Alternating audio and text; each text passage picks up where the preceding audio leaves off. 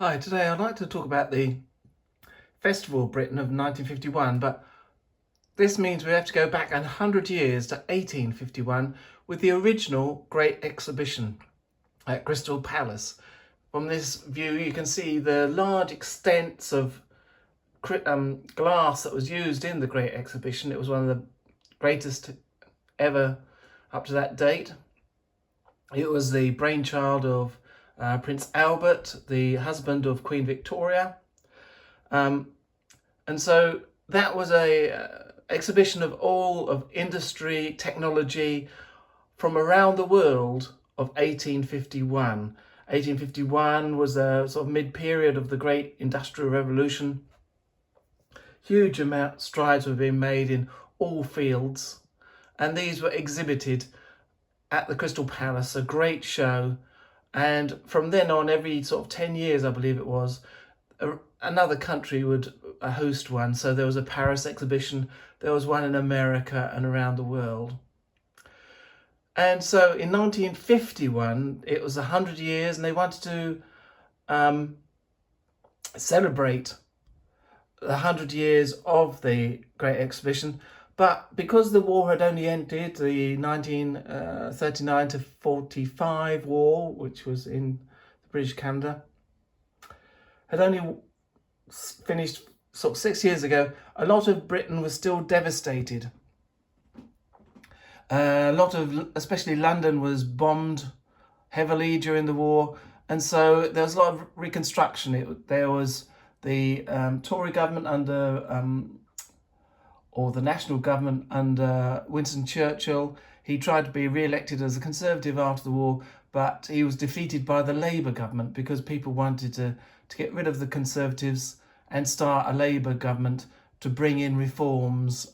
So you got things like the National Health Service and all those things brought in, nationalisation of lots of items. So in 1951, there was a Labour government. They found out that the country couldn't afford, because of the cost of the war, also because of the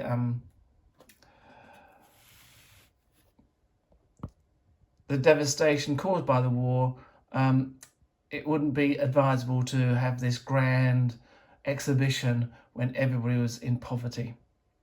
So this one, let's go back to 1851. This is like a memento, and it says Great Exhibition of the Industry of All Nations, London, 1851. And there you got the coat of arms of Britain. And on the other side, you've got a bust of His Royal Highness Prince Albert. And it says struck in the building of the exhibition. So this was actually made in the exhibition of 1851. So that's 1851. So the 1951 exhibition, show you the box that this is in. So it says Festival of Britain 1951 with the Royal Coat of Arms. It was a much more reduced affair, and it wasn't a world affair. It was just looking at British technology, and so it was only a British exhibition rather than a world exhibition. And so they produced these coins. There's nothing apart from I don't think any of the coins are especially have any note. They're all just general coins, but they were minted for that exhibition. So we'll go through these coins and talk a little bit about each individual type of coin. So first of all, we've got the smallest coin, which is the farthing. On this one, you've got the wren. Now, farthing comes from the Old English for fourthing. So it's a fourth of a penny. A farthing was a fourth of a penny. On the other side, you've got a picture of George VI. He came after the abdication of Edward VIII, who wanted to marry a divorcee and had to renounce the throne. So his brother took over as George VI. That's a farthing. Now, and it's got 1951 on it, a little wren. Now, a farthing only came into as a particular coin or a separate coin sort of in the 1300s, where they made tiny little coins. Because up to that date, most coins were just silver, which was a silver penny. And the silver penny had a cross on it on one side. They had either, depending on the reign, they sometimes had a long cross and sometimes had a short cross, but they all had a cross on one side of the coin. And that meant that you could cut the coin in half and you'd have two half pennies, and you could cut those two halves again by looking at where the cross was, and you'd have farthings. So if you wanted a very small, like an egg or something like that, then you could cut your penny into fours and have 4 farthings. So that's a farthing. These went out in 1950s, just the early reign of Queen Elizabeth II. They produced a few for a couple of 3 years and then they stopped them, so the farthing went out of circulation. I can just about remember them, so they must have been just about around. The next one is a halfpenny. You always say halfpenny rather than a halfpenny. Well, you say halfpenny as well, but you don't say halfpenny. So you'd say a penny halfpenny or 3 halfpence when you want to. Because I grew up, I was about 23 or 4 when the decimalisation came in. So you got a halfpenny with a ship on it, or halfpenny. And you'd say penny halfpenny or 6pence halfpenny. You wouldn't say 6pence halfpenny. It was halfpenny. And you got, before decimalisation, you had 12 pennies to the shilling and then 20 shillings to the pound. So you got 240 pennies to the pound. So it was a bit confusing, but it was quite easy in a way. I didn't find it very difficult. And again, you got George on the back. You got used to it. And it said that 12 was easier as a measurement because you could split it more than you could split 10. So you could split 12 into 2 6s. You could then, those 2 6s you could split again into 2 3s. You could split 12 into 3 4s.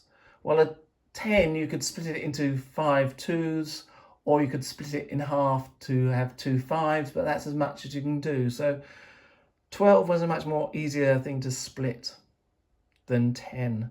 And also you got things like, you tend to get things like 6 or 12 eggs in a box and 12 bottles in a case. So 12 is much more of an easier thing in that way. Because you got the penny. Now this is it's sort of copper or bronze in those days, changes the material. Originally in the Anglo-Saxon period, it would have been a piece of silver. As I was saying, it would have had the head of the king. I'll do a little note about medieval English coins. I've got a few.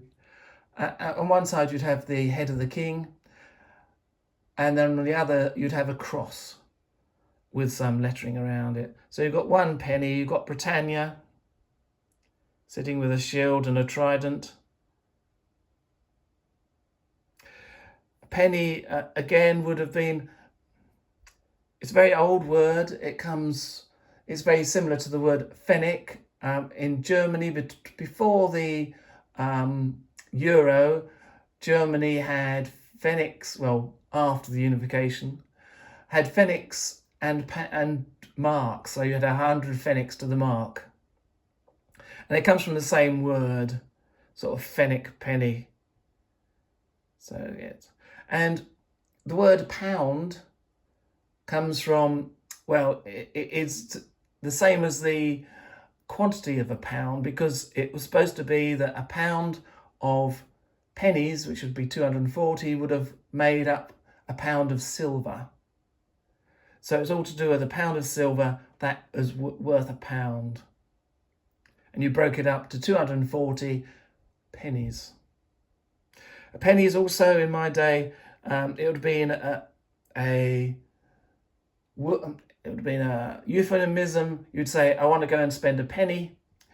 That would mean that you want to go to the toilet, because in those days there was public toilets, but you had to, for a sit-down toilet, you had to put a penny into a slot on the door to gain access. So when you said, oh, I'm just going to spend a penny, it meant you wanted to go to the toilet, because it was a penny that you had to use to gain access to the toilets.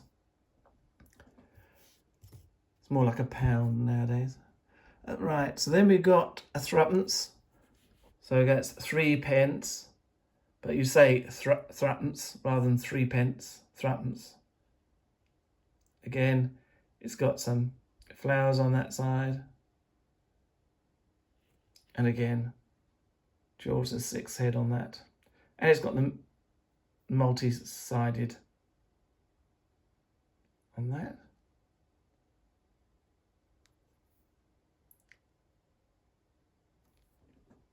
Then you went up to a sixpence, or a tanner, as they would sometimes say. Sixpence. That used to be my pocket money when I was very young, a sixpence. I could get from Woolworths something like a small stamp album, I think I got once, from sixpence at Woolworths. Again, it's got George Rex on it. And again, his head. Then you've got a shilling. Again, it's an old sort of Saxon type word, because I think you've got skillings in Nordic countries and you had shillings also in Austria. So it's a sort of a German word. And that was 12 pence. So a shilling was 12 pence. So when you went into a shop, something might be 1 and 6. That means it was 1 shilling and 6 pence. Or it might be one, it would be a 1 and then a dash, or a dash and then 6. And then you'd say that's 1 shilling and 6 pence. 1 and 6. Also known as a bob. So you could say it's 10 bob. Again, you got this one, which is the one for Scotland. They had separate ones. So it's got the coat of arms of Scotland with the shield. And again, you've got the George on it. And this is the English one with the Lion of England on a crown. So you had 2 different ones, England and Scotland. You didn't have any for Wales or Northern Ireland. So a shilling or 12 pence.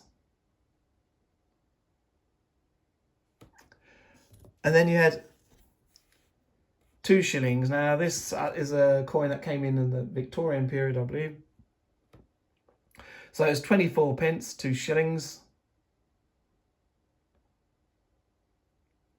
This is worth, when they did the conversion, it was worth 10 new pence.